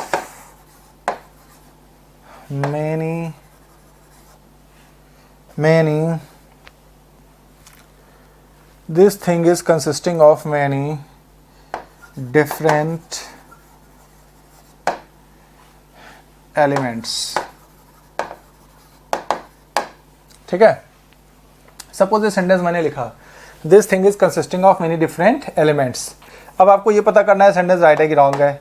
तो अब हम कैसे पता करेंगे कि सेंटेंस राइट है कि रॉन्ग है? भाई ये सेंटेंस तो रॉन्ग है। क्यों रॉन्ग है? क्योंकि यहाँ पर क्या आया हुआ है? कंसिस्टिंग आया हुआ है। क्या आया हुआ है? कंसिस्टिंग। और कंसिस्ट देखिए मैंने यहाँ पे लिख रखा है ना। कंसिस्ट क्या है? स्टेटिव वर्ब है। और स्टेटिव वर्ब का कंटिन्यूअस फॉर्म नहीं बन सकता है। अब जैसे यहाँ पर देखिए क्यों नहीं बन सकता? क्योंकि अगर इसका मतलब क्या होगा? इस चीज में कई सारे तत्व हैं, ठीक है, कई सारे अलग अलग तत्व हैं, ठीक है। अब तत्व है तो क्या उसमें होने के लिए क्या वो कुछ कर रहे हैं? नहीं ना, वो तो है देयर इज अ स्टेट। समझ गए ना? There is no kind of activity और मूवमेंट और मोशन। तो ये सेंटेंस क्या हो गया? रॉन्ग हो गया। यहां पर सिंपली क्या होना चाहिए था?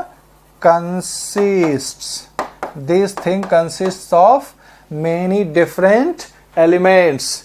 समझ में आ गई मेरी बात? तो ये चीजें आपको ध्यान में रखनी हैं कि ये जो भी चीजें हैं, ये जो भी वर्ब्स यहाँ पे मैंने लिख रखे हैं, ये सभी स्टेटिव वर्ब्स हैं और इनका कंटिन्यूअस फॉर्म नहीं बनाया जा सकता है। अब आप में से कुछ बच्चे जो है वो ये कहेंगे कि सर हमने तो इनमें आईएनजी लगा देखा है, ठीक है ना। वो फिर कुछ एग्जाम्पल्स कोट करेंगे। जैसे मैं यहाँ पर आपको एक एग्जाम्पल से समझाता हूँ।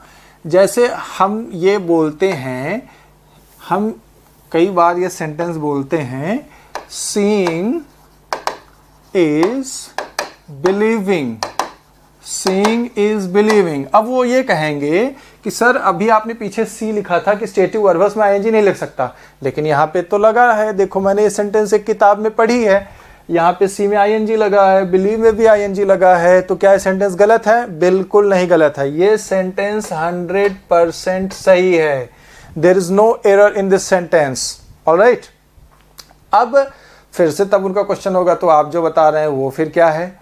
वो भी सही है, ये भी सही है, लेकिन यहां पर दो अलग अलग बातें हैं। ये दो अलग अलग बातें क्या हैं? ठीक है, आइए इसके बारे में समझ लेते हैं। जो पीछे आपने सेंटेंस लिखा था आई एम बिलीविंग यू, ठीक है, ये देखें यहाँ पे ये आपने लिखा ना आई एम बिलीविंग यू। तो बिलीव का यहाँ पे कंटिन्यूअस नहीं बन सकता है। क्यों? क्योंकि बिलीव वर्ब है, यहाँ पर स्टेटिव वर्ब है, उसका हम कंटिन्यूअस फॉर्म नहीं बना सकते हैं, ठीक है। लेकिन यहाँ पर बिलीविंग सही है। क्यों सही है? क्योंकि बिलीविंग यहाँ पर वर्ब नहीं है। समझ गए ना? क्यों नहीं है? ये है क्या फिर? ये है जीरंड। क्या है ये? जीरंड। सीइंग भी यहाँ पे वर्ब नहीं है। क्या है ये? जीरंड। क्या है ये? जीरंड। यहाँ पर सीइंग इज बिलीविंग में सीइंग और बिलीविंग दोनों क्या है? जीरंड है। समझ गए ना? अब जीरंड क्या होता है? आप में से कई बच्चे जानते होंगे, जो बच्चे नहीं जानते हैं उनको मैं बता दूं। वर्ब का आईएनजी फॉर्म अगर नाउन की तरह प्रयोग किया जाता है तो उसे हम जीरंड कहते हैं। इसीलिए जीरंड को हम लोग वर्बल नाउन भी कहते हैं। समझ गए ना? आगे जब नॉन फाइनाइट वर्ब आपको पढ़ाया जाएगा तो वहां पे जीरंड के रूप में मैं विस्तार से बताऊंगा, ठीक है। वो इसी सीक्वेंस में चलेगा। तो अभी टेंस चालू किया है मैंने। टेंस के बाद फिर हम मॉडल्स करेंगे, क्वेश्चन टैग करेंगे, फिर नॉन फाइनाइट पे आ जाएंगे जिसमें हम आपको जीरंड वगैरह सब पढ़ाएंगे, ठीक है ना। तो ये चीज है। तो अभी आप जीरंड को लेकर ज्यादा तनाव ना लें, ज्यादा स्ट्रेस ना लें, ठीक है। बस ये समझिए कि ये जो है वर्ब्स नहीं है, ये जीरंड है, ठीक है। ओके, अब और भी एग्जांपल मैं देता हूं। जैसे हम बोलते हैं क्या? On knowing the truth he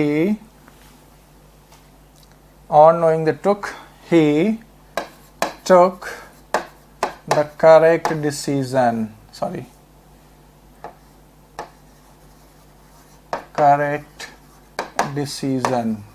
ठीक है ना, सही बात जान लेने पर उसने सही डिसीजन लिया, सत्य जान लेने पर। अब यहां पर नोइंग क्या है? अब आप कहेंगे यहां पर भी तो सर आईएनजी लगा हुआ है। बिल्कुल लगा हुआ है, लेकिन ये वर्ब नहीं है, ये भी क्या है? जीरंड है। क्या है? जीरंड। समझ गए ना? ठीक है। उसी तरीके से अगर ये कहा जाए क्या, he is a deserving candidate, he is a deserving candidate, ठीक है, तो आप कहेंगे सर डिजर्व भी एक स्टेटिव वर्ब है, लेकिन यहां पर आईएनजी लगा हुआ है। बिल्कुल सही, डिजर्व एक स्टेटिव वर्ब है, उसमें आईएनजी नहीं लग सकता है, लेकिन यहां पे जो डिजर्विंग मैंने लिखा है वो वर्ब नहीं है। It is not a verb, it is a participle. ठीक है, इसको हम क्या कहेंगे? प्रेजेंट पार्टिसिपल कहेंगे। It is present participle. समझ गए ना? प्रेजेंट पार्टिसिपल यहां पे ये एडजेक्टिव की तरह काम कर रहा है। It is a verb. क्या वर्ब है? नहीं है, ये वर्ब नहीं है। It is present participle and adjective. ठीक है, तो इस तरीके से मैं आपको ये समझाने की कोशिश कर रहा हूं कि ये जो भी स्टेटिव वर्ब्स होते हैं, ठीक है, इनमें वर्ब के रूप में आईएनजी फॉर्म नहीं बन सकता। ठीक है, मेन वर्ब के, सेंटेंस के मेन वर्ब के रूप में इनमें आईएनजी नहीं लगाया जा सकता है, ये जो भी स्टेटिव वर्ब्स हैं। लेकिन अगर आप कहीं पर इनमें आईएनजी लगा देखते हैं तो मैं आपको बता दूं, फिर वो मेन वर्ब नहीं है। वो क्या होंगे? वो या तो जीरंड होंगे या फिर क्या होंगे? प्रेजेंट पार्टिसिपल होंगे। समझ गए मेरी बात को? ठीक है, अब थोड़ा सा अब आगे बढ़ते हैं। ठीक है, अब इसमें आगे की स्टोरी क्या है? आगे की स्टोरी ये है, जैसे कुछ वर्ब्स हैं, मैं यहां पे लिख रहा हूं, think, feel, smell, love, fit, look, और ये कुछ वर्ब्स ऐसे हैं, ठीक है, जिनमें हम लोग हैव, सी, राइट, ये कुछ ऐसे स्टेटिव वर्ब्स हैं जिनको हम लोग आईएनजी फॉर्म में यूज कर सकते हैं। क्यों कर सकते हैं? उसके पीछे कारण है, क्योंकि ये जो भी वर्ब्स मैंने यहां पर लिखा है इनकी एक से ज्यादा मीनिंग है। तो ये किसी एक मीनिंग में स्टेटिव है और किसी दूसरी मीनिंग में क्या है? स्टेटिव नहीं है, एक्शन वर्ब है, और इसी वजह से इनका हम लोग क्या करते हैं? कंटिन्यूअस फॉर्म बनाते हैं। टेस्ट है, राइट, ठीक है, ये सभी, टेस्ट भी एक स्टेटिव वर्ब है, राइट, वहां मैंने नहीं लिखा था लेकिन यहां मैं लिख रहा हूं, it is a stative verb, क्योंकि अगर आप कोई चीज टेस्टी है तो वो टेस्टी है, उसमें कुछ है नहीं, कर नहीं रहा, उसमें कोई किसी तरह की फिजिकल एक्टिविटी नहीं करता है वो, right.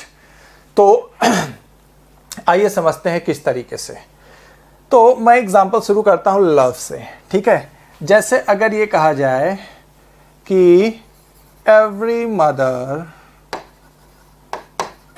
Mother is loving her child.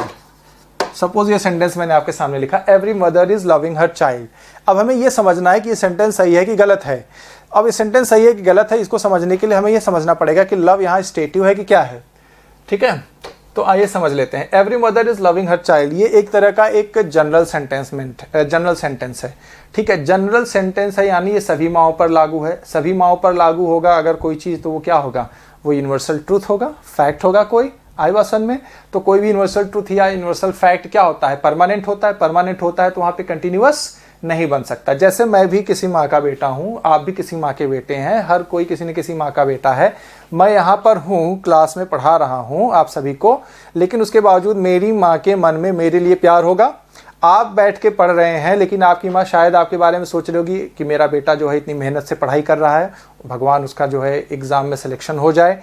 तो कितना प्यार है उनके मन में आपके लिए, राइट। ठीक है, तो ये क्या है? एक तरह की फीलिंग है। Is that clear? तो ये एक स्टेट हो गया, इसका हम कंटिन्यूअस नहीं बना सकते हैं, ठीक है, क्योंकि ये एक यूनिवर्सल ट्रूथ है, फैक्ट है, राइट। वो प्यार हमेशा बना रहेगा आपकी माँ के मन में आपके लिए, ठीक है। तो यहां पर क्या होना चाहिए, every mother loves her child, ठीक है। अब इसी लव के ऊपर मैं एक दूसरा सेंटेंस आपको देता हूं, उसको समझिए। अगर ये कहा जाए कि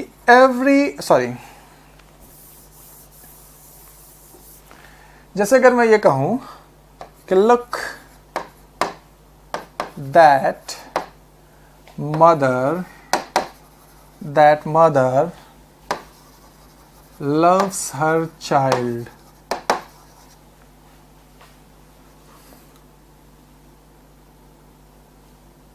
in the park, ठीक है। Look that mother loves her child in the park. अब ये सेंटेंस राइट है कि रॉन्ग है, ये हमें पता करना है, ठीक है। तो इसको पता करने का तरीका क्या है, सबसे पहले तो हम लोग ये देखेंगे कि यहाँ पर क्या बात हो रही है। यहाँ पर सबसे पहले देखिए, यहाँ पर क्या लिखा हुआ है, लुक। लुक का मतलब क्या हो गया, देखो। इसका मतलब अगर मैं कोई चीज़ दिखा रहा हूँ तो वो चीज़ अभी घटित हो रही है, प्रेजेंट मोमेंट की बात है वो, है कि नहीं। तो यहाँ पे आ गया लुक, मैं प्रेजेंट मोमेंट में उसको कुछ दिखा रहा हूँ। अच्छा, यहाँ पे एक चीज़ और जुड़ी हुई है, क्या, इन द पार्क। हालांकि मैं यहाँ नहीं लिखता तो भी चल जाता, लेकिन मैं आपको एक ही सेंटेंस में दोनों चीज़ें बता देना चाह रहा था, इसलिए मैंने यहाँ पे लिख दिया in the park. In the park क्या हो गया, कोई पर्टिकुलर प्लेस हो गया। तो इस तरीके से जैसे यहाँ पे मैंने लुक लिख दिया, या फिर आपको किसी सेंटेंस में इन द पार्क आ जाए जो किसी पर्टिकुलर पोजीशन या प्लेस की बात करता है या पर्टिकुलर मोमेंट की बात करता है, तो उस पर्टिकुलर मोमेंट पे या उस पर्टिकुलर प्लेस पे इसका मतलब कोई एक्शन कंटिन्यू है। समझ गए ना। अगर मैं आपको दिखा रहा हूं कि देखो वो माँ अपने बच्चे से प्यार कर रही है, तो वो चीज़ क्या है, टेम्पररी है कि परमानेंट है। टेम्पररी है। जैसे कई माएँ बच्चों को अपने पार्क में लेके जाती हैं, उनके साथ खेलते कूदती हैं, ठीक है, उनको झूला झुलाती हैं, उनके साथ वहाँ पे नाचती गाती हैं, राइट। तो ये क्या हो गया, उनके प्यार को एक्सप्रेस करने का एक तरीका हो गया अपने बच्चे के प्रति। तो इस समय वो चीज़ क्या है, वो चीज़ एक फिजिकल एक्टिविटी शो कर रहा है। Is it clear. तो फिजिकल एक्टिविटी शो कर रहा है और वो एट द मोमेंट की बात कर रहा है, इस समय की बात कर रहा है, इसलिए यहां पर लव्स नहीं होना चाहिए था। क्या होना चाहिए था, इज लविंग। अब ऐसा क्यों, ऐसा इसलिए क्योंकि यहां पर अगर आप लिखोगे look that mother loves her child in the park, तो इसका मतलब ये हो गया कि पार्क में जब भी प्यार करना होता है वो अपने बच्चे को लेके जाती है। ऐसा है क्या कि किसी माँ को जब अपने बच्चे को प्यार करना होगा तो पार्क में ही लेके जाएगी? नहीं, वो तो कहीं पे भी प्यार कर सकती है। मेरी बात समझ में आ रही है। जैसा भी मैंने आपका एग्जांपल दिया, आप बैठ के पढ़ रहे हैं, लेकिन आपके माँ के मन में आपके लिए प्यार उमड़ रहा होगा कि मेरा बेटा के क्लास जल्दी से खत्म हो तो मैं उसको खाना खिलाऊं, उसको भूख लग गई होगी, ऑलराइट। तो वही चीज़ है। तो यहाँ पे इन द पार्क आ गया है या लुक आ गया है, जिसकी वजह से मैं किसी इस समय की प्रेजेंट सिचुएशन की बात कर रहा हूँ जिसमें कोई एक्शन कंटिन्यू है, और वो एक्शन में क्या है, कुछ फिजिकल एक्टिविटी है, ठीक है। पार्क में जाके बच्चे को एक साइड बैठा के माँ एक साइड बैठ के खाली प्यार नहीं फील करेगी, उसके साथ झूलेगी, नाचेगी, गाएगी, ठीक है, उसको घुमाएगी, तो एक्टिविटी है वहाँ पर उसके प्यार में। तो यहाँ पर क्या हो जाएगा, इज लविंग हो जाएगा। अब यहाँ पे ये एक्शन वर्ब हो गया। यहाँ पे क्या था, स्टेटिव वर्ब था, यहाँ पे क्या हो गया, एक्शन वर्ब हो गया। समझ में आ रही मेरी बात। और एग्जांपल लेते हैं जैसे मैं अगला एग्जांपल देता हूं किसका, सपोज स्मेल का लेता हूं। रोज आप सभी जानते होंगे, ठीक है, रोज। अगर मैं ये लिखूं rose is smelling sweet, rose is smelling sweet. Rose कैसा महकता है भाई, बढ़िया, ठीक है, एकदम मधुर, ऑलराइट। तो रोज इज स्मेलिंग स्वीट जब कहा जाता है तो स्मेल यहाँ पर क्या है, हमें ये समझना पड़ेगा। अच्छा, रोज अगर बढ़िया महकता है, मधुर महकता है, तो क्या इसमें रोज कुछ फिजिकल एक्टिविटी करता है क्या, बताइए सोचकर। भाई गुलाब आपने लिया होगा, सूंघा होगा, आपने गुलाब को सूंघा तो आपको बढ़िया लगा, तो उसमें गुलाब ने कुछ किया क्या, नहीं ना। मेरी बात समझ में आ रही है। तो रोज इज स्मेलिंग स्वीट, यहां पे स्मेल का मतलब है क्या, सुगंध बिखेरना, समझ गए ना, या महकना। अब सुगंध बिखेरने के लिए कोई चीज़ को कोई फिजिकल एक्टिविटी करनी पड़ती है क्या? आपने डिओड्रेंट मारा तो क्या डिओड्रेंट की जो सुगंध फैलती है उसमें डिओड्रेंट कुछ फिजिकल एक्टिविटी कर रहा होता है क्या? नहीं ना। समझ गए मेरी बात को? कोई भी सुगंधित चीज, खुशबू वाली चीज अगर आप लाके कहीं पर रख देते हैं तो क्या उसमें सुगंध जब उसकी फैलने लगती है तो वो चीज कुछ फिजिकल एक्टिविटी कर रही होती है क्या? कुछ उछल कूद कर रही होती है जिसकी वजह से उसकी सुगंध फैल रही है वहां पे आसपास? नहीं ना, वो तो वैसे ही पड़ी हुई है एक स्टेट में। समझ गए मेरी बात को? तो यहां पे स्मेल का मतलब है सुगंध फैलना या बिखरना। समझ गए? तो या महकना। तो ये चीज क्या है? स्टेटिव है, और स्टेटिव है इसलिए इसका कंटिन्यूअस फॉर्म नहीं बन सकता। कोई भी चीज अगर स्टेटिव वर्ब है तो कंटिन्यूअस फॉर्म नहीं बन सकता भाई, इस चीज को समझ लो।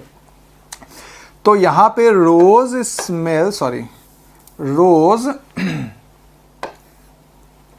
स्मेल्स स्वीट होना चाहिए। क्या होना चाहिए था? रोज स्मेल्स स्वीट।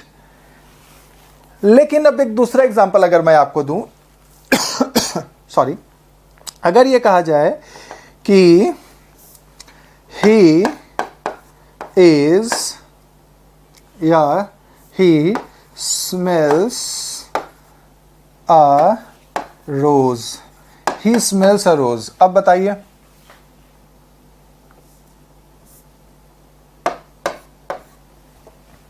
ही स्मेल्स अ रोज, राइट है कि रॉन्ग है?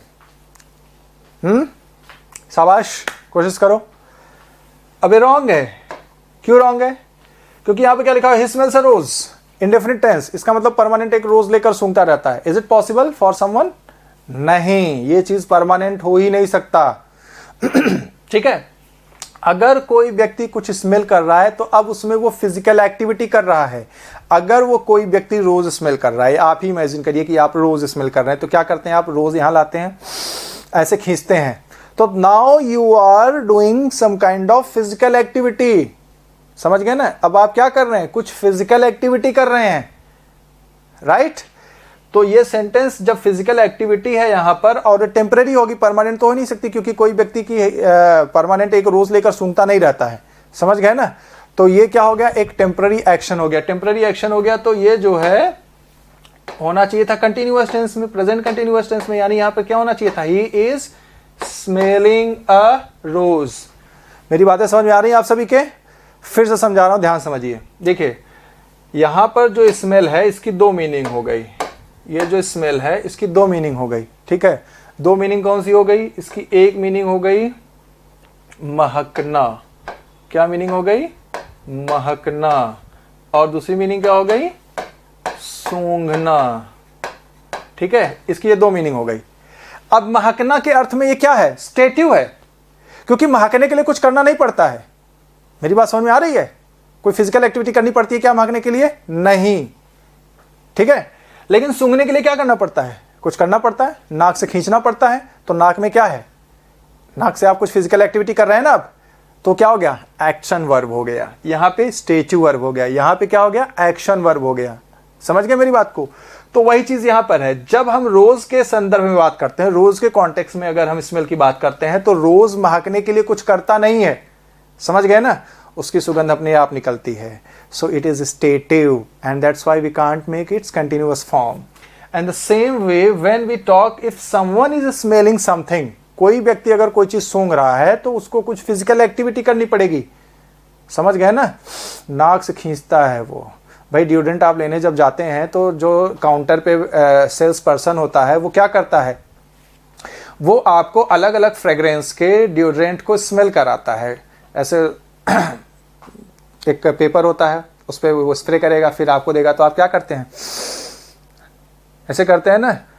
ठीक, अगर वो नहीं पसंद आया तो वो स्ट्रिप साइड में रख देता है। फिर आपको कॉफ़ी बीन्स कर देता है, तो आप फिर कॉफ़ी बीन्स की सुगंध लेते हैं, फिर वो रख के फिर दूसरे स्ट्रिप पे दूसरे फ्रेग्रेंस का डिओड्रेंट आपको दे रहा होता है। So you are doing some kind of physical activity ना, कुछ एक्टिविटी कर रहे हैं ना आप अब नाक से, तो वो चीज़ कर रहे हैं। तो यहाँ पे क्या हो गया? और वो चीज़ परमानेंट नहीं होती, वो तो टेम्पररी होती है। ठीक है, रोज कब सूंघता है कोई व्यक्ति? किसी ने गुलाब दे दिया तो 2-4 बार सूंघ के फिर फेंक देता है, right? So it is a temporary action. यहाँ पर एक्शन की बात हो रही है, लेकिन वो एक्शन क्या है? टेम्पररी है, परमानेंट नहीं है। तो इसलिए यहाँ पर क्या हो जाएगा? कंटिन्यूअस फॉर्म बन जाएगा। समझ गए मेरी बात को? अब इसी तरीके से आगे के एग्जाम्पल्स देखते हैं। ठीक है। अगला क्या है,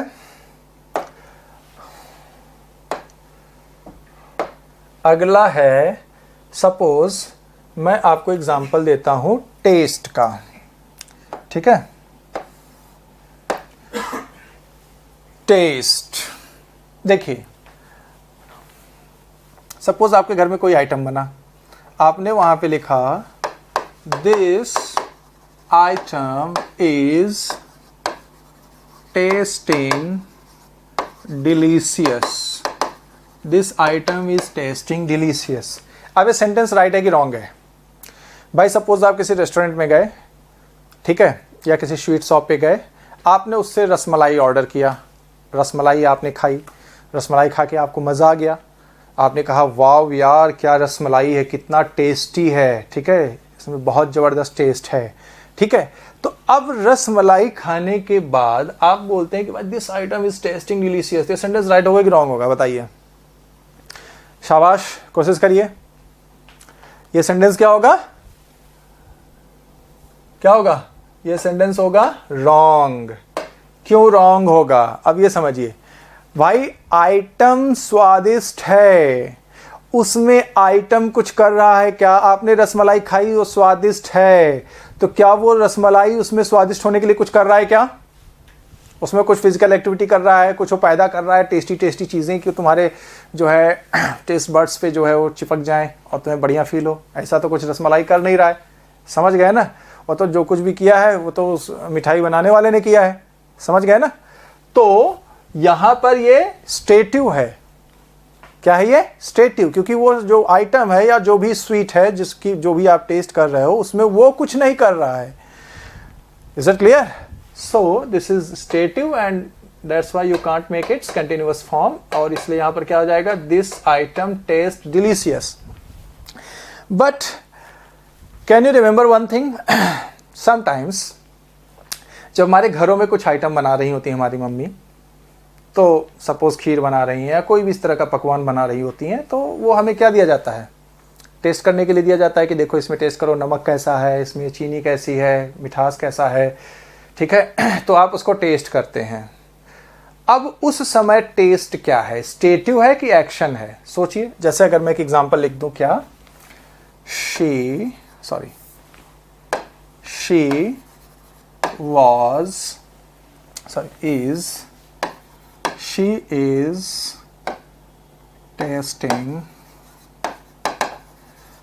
is testing salt, ठीक है ना? बताइए ये सेंटेंस सही होगा गलत होगा? शी इज टेस्टिंग सॉल्ट, नमक टेस्ट कर रही है वो। नमक डालते हैं फिर टेस्ट करते हैं, सही है कि ज़्यादा तो नहीं है, कम नहीं है, कम है तो थोड़ा और डाल दें, ज़्यादा है तो फिर तो कुछ नहीं किया जा सकता, है कि नहीं? तो ये सेंटेंस क्या है? बिल्कुल सही। ये सेंटेंस क्या है? सही है, इसमें कोई गलती नहीं है। क्यों गलती नहीं है? क्योंकि टेस्ट यहाँ पर स्टेटिव नहीं है। अगर कोई पर्सन कोई चीज़ टेस्ट करता है तो उसमें उसको कुछ फिजिकल एक्टिविटी करनी पड़ती है कि नहीं? भाई टेस्ट, अगर आपको नमक टेस्ट करना है तो आप क्या करते हैं? एक चम्मच में लेते हैं, उसको मुंह में डालते हैं, फिर अपनी जीभ से उसको पूरा घुमाते हैं, तो आप उसको टेस्ट कर रहे हैं। There is some physical activity, समझ गए? फिजिकल एक्टिविटी है, इसलिए यहाँ पर टेस्ट में आईएनजी लगा हुआ है और ये सेंटेंस क्या है? सही है। समझ गए मेरी बात को? ओके, तो इस तरह से टेस्ट का दो मतलब हो गया। टेस्ट का दो मतलब क्या हो गया भाई? टेस्ट का दो मतलब हो गया। एक मतलब में वो स्टेटिव है और एक मतलब में क्या है? वो एक्शन वर्ब है। जैसे कि एक तो स्वाद होना, स्वादिष्ट होना, ठीक है ना? एक मीनिंग तो ये हो गया, कोई चीज स्वादिष्ट है तो उसमें उसको कुछ नहीं करना पड़ता, और दूसरी मीनिंग क्या हो गया? स्वाद लेना, ठीक है ना? स्वाद लेना किसी चीज का, इसमें क्या हो गया? वो एक्शन वर्ब हो गया। यहाँ स्टेटिव हो गया, वहां क्या हो गया? एक्शन वर्ब हो गया। तो यही चीज मैंने आपको शुरू में बताई थी कि ये जो भी वर्ड्स मैंने ऊपर लिखे हैं इनका कंटिन्यूअस बन सकता है। क्यों बन सकता है? क्योंकि इनकी एक से ज्यादा मीनिंग है। एक मीनिंग में ये एक्शन वर्ब है और दूसरी मीनिंग में क्या है?